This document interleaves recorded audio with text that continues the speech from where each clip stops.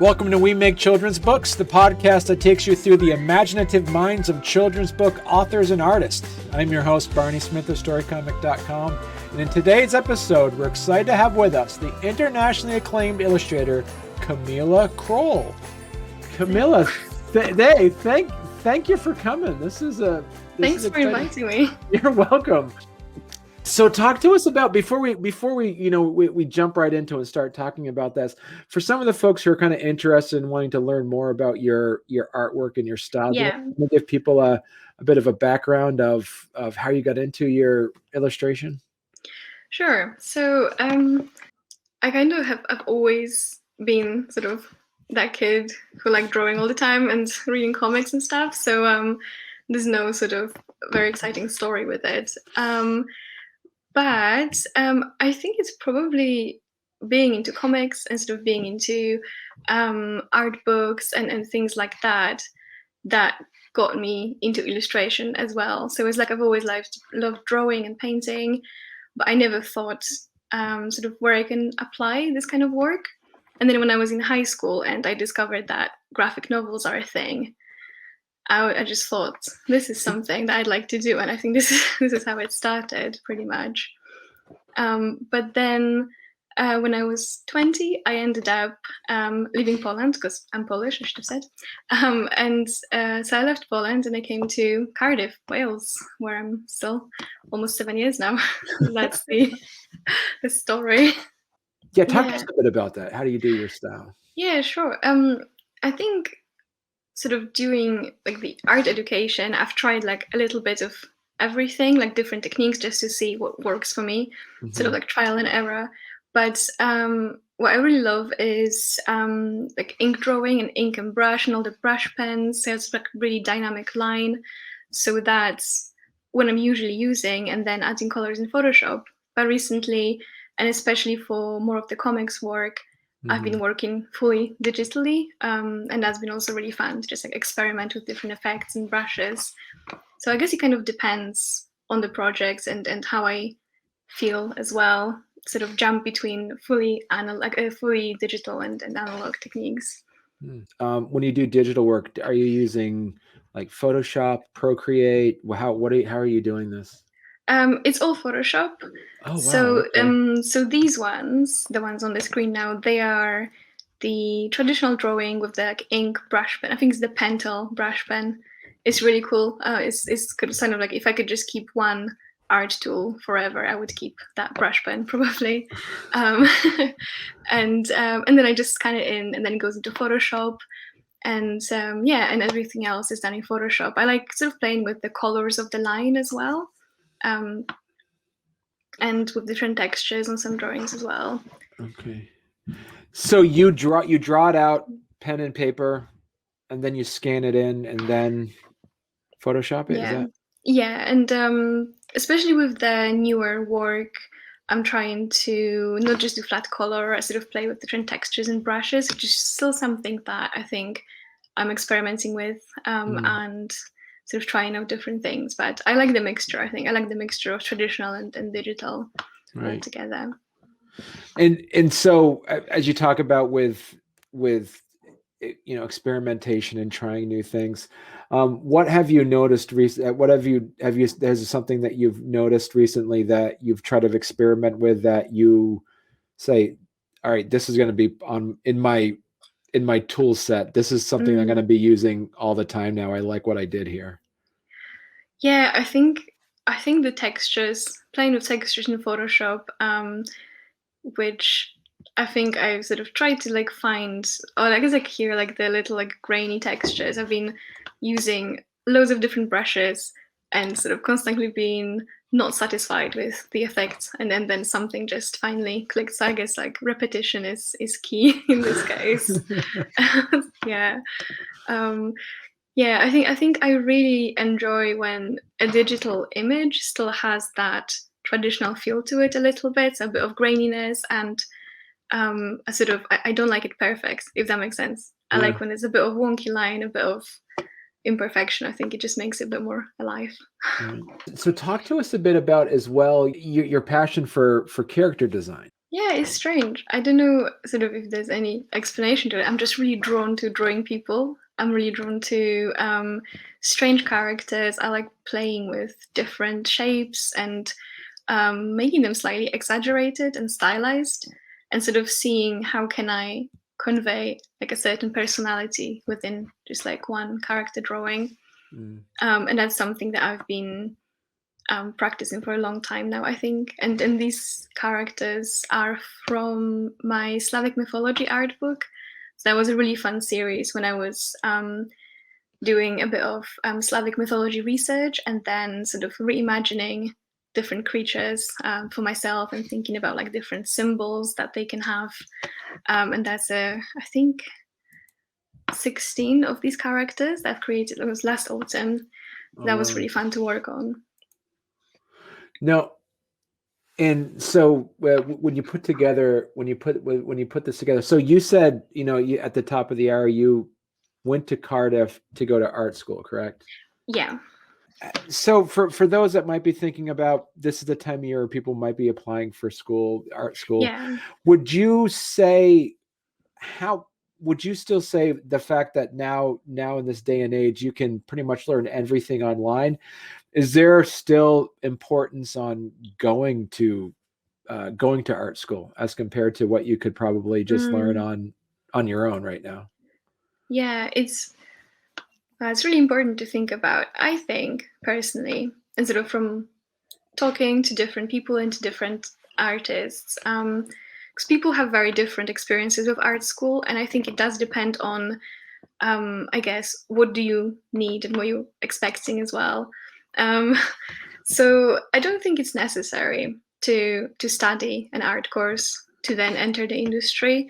For me personally, it really helped, and I think for me it was a great opportunity because sort of the amount of resources and the whole community around, for example, my illustration course, that was something that I don't think I would really have the experience anywhere else. Mm. And and also I think an experience like studying in a different country, it's in itself like a bit of an adventure, and I would really recommend it. I think like it's sort of, yeah, you just can't really get it anywhere else. So Right. yeah, that there are a lot of different ways now to sort of gain the skills and like the amount of sort of workshops and courses. So I guess just sort of it's important to choose Right. what suits you. Yeah. Now, I was kind of curious to ask you about this, about Yeah. your artwork. There's a level of kind of this 1950s vintage color plate feel to some of your artwork as Mm. well. How did you come up with Mm. putting together your palette for this? I think with coming up with a palette, there's just a lot of experimentation and trying things out. But Okay.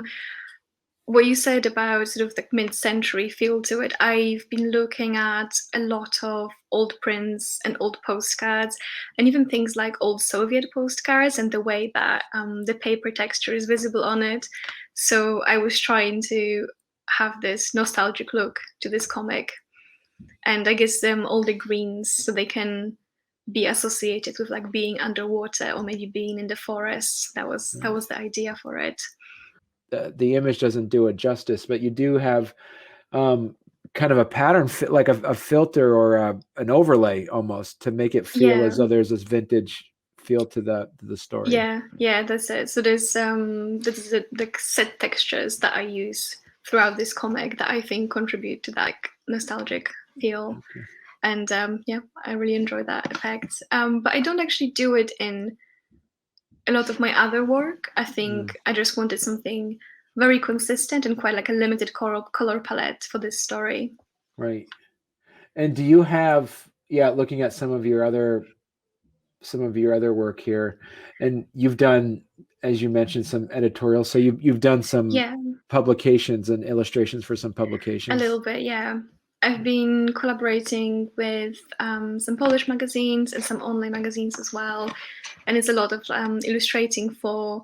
I really enjoy illustrating for like lifestyle articles or ones that talk about like psychology, body image, these kind of topics. Hmm. So slightly straying away from the folklore there. So where did you find like the textures and stuff? It's like if there's an artist that might be watching and says, "Hey, I do digital art. Where can I find where can I find some of these textures?" Is The there actual a, textures. yeah. Yeah. I really recommend scanning things in Okay. general. Like sometimes I had bits of like old paper or like crumpled paper that I thought, oh my, that might be interesting. Sort of scan it in good resolution. You can experiment with that. You can change things like levels or curves in Photoshop and have really interesting effects. But also there's sometimes you can just get sort of licensed but free texture packs somewhere that actually hit the spot. And again, just trying things out. I think that's the way to go. Do you have is all of these comics, or is there going to be in different? Are you going to have it in a Polish language, or is it all in English? Is going to be in Polish actually. I'm Polish. in the Okay. process of translating it now, which is also quite interesting. Because I haven't, I guess, translated my own work before. But yeah, I'm very happy that it's going to be printed in Poland as well.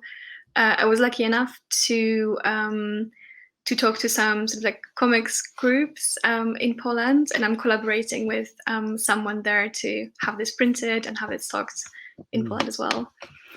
So, from the translation aspect of things, is there Yeah. any aspects of the story which seems to be either told in a richer way in English or in Polish, depending on how the translation works?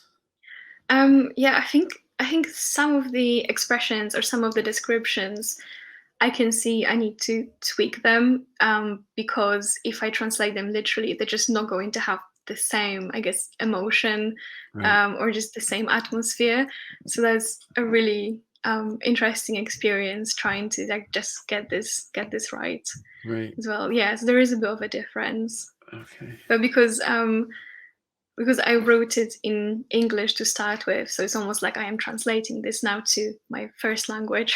So the other way around, it happens. Yeah. So, talk to us a little bit about designing the comic. Now, you said you worked in Photoshop. Do you Yeah. then have to do you format it in Photoshop, or do you format it like in design or on any other publishing program?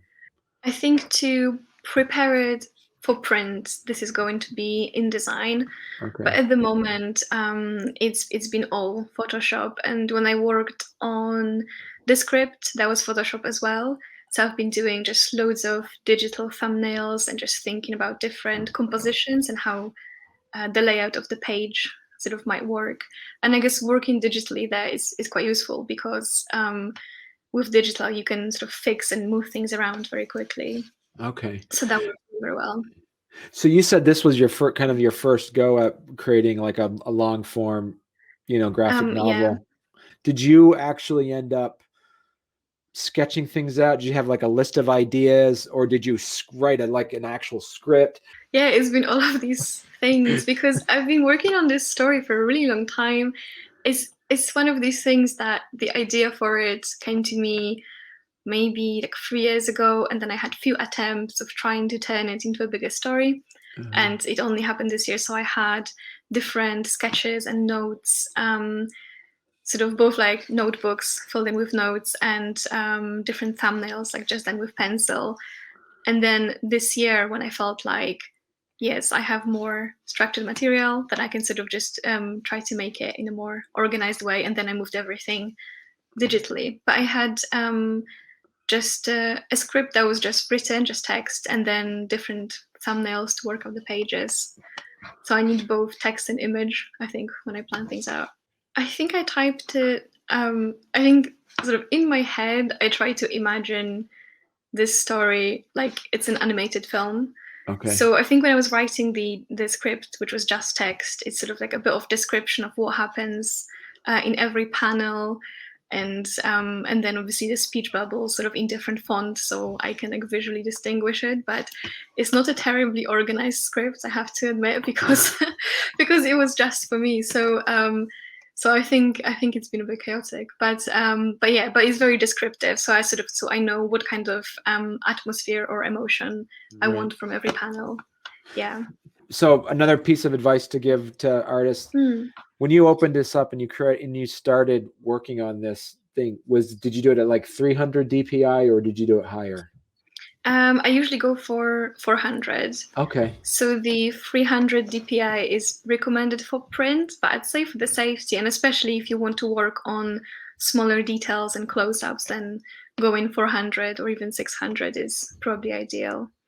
For like making like a poster print size. Yeah, for like A4 and more. If it's just for the screens, then I guess it doesn't matter as much. But then again, if you want to work on more detailed elements, then having higher resolution is always better. Okay. So let's talk about some world building pieces to this. So you mentioned this is it's inspired by Slavic mythology. So it's not, you're not just taking the characters and just writing them as it. So you're kind of putting your own twist on it. Is that what you meant by inspired? Definitely. Okay. Yeah. And so is there more? Because I just saw you on here. You had a Baba Yaga T-shirt as an add-on. I do like Baba Yaga. From a Western, Baba Yaga seems to be the most popular. Like when you talk about Slavic mythology, that's the one where she rides around in her hut with chicken legs, right? Yeah, and eats children. Yeah. Yeah, that happens. Yeah, so, I think she's in loads of like pop culture media at the moment as well. Is there going to be? Are you looking at creating like a Rusalka part 2, or are you going to do a different book with like a different character inspired by Slavic mythology? What's your plan? What's your long-term game on this? This is exciting. There's a lot of plans, but yeah, I would love to create the second part of Rusalka, especially that, as I said, I already have a good idea of the script for it, so I'd like it to be a bigger thing. But actually, speaking of Baba Yaga, I also have an idea for a longer story, possibly a graphic novel, and that will be focused on Baba Yaga and is based on a Russian legend called Vasilisa the Wise. It's very fun. So yes, I'm hoping to be working with, I guess, adapting all of these old folk tales and adapting them for like a modern audience and having like a bit of a twist for them. Right. And are there going to be mutually exclusive stories, or are there going to be are they going to interact at all, or how does I'm not sure yet. Yeah. I think at the moment they're separate stories. But they definitely will have some mutual elements, just because they are sort of heavily based on these specific legends, and I think there'll be some common elements to them. Will Rusalka be the same color palette, or are you gonna change it a bit, and then have your other characters have different color palettes? How is that? What do you envision that looking like?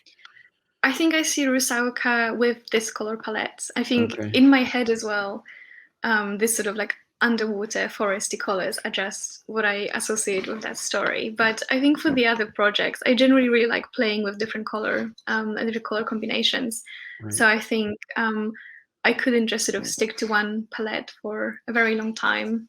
Right. So I have different things.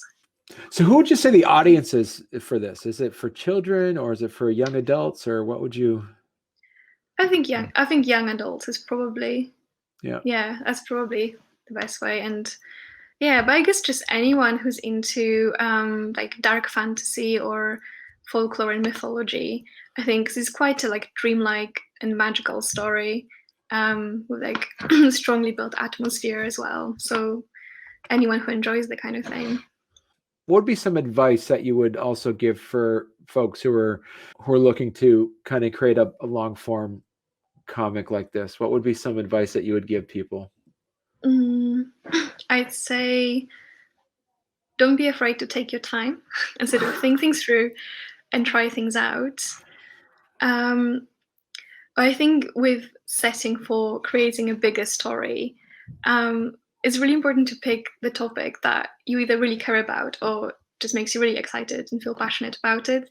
Because, well, I'm still quite new to comics, and what I have discovered is that it really takes so much more work than you would think, I guess. I think if it's something that you're really passionate about, then that's super important. And yeah, for me, it really helped taking notes and planning out elements of the world. And even though it's a short story, sort of imagining it as a part of a bigger world, it makes it seem more real, even if it's just for you while you're creating it. Where do you see the best community response that you've seen? Is it through Twitter? Is it through where's your community mostly coming from, do you think? I think Instagram is my main platform at the moment, and I had a really lovely response, and people were really connecting with it, which was great.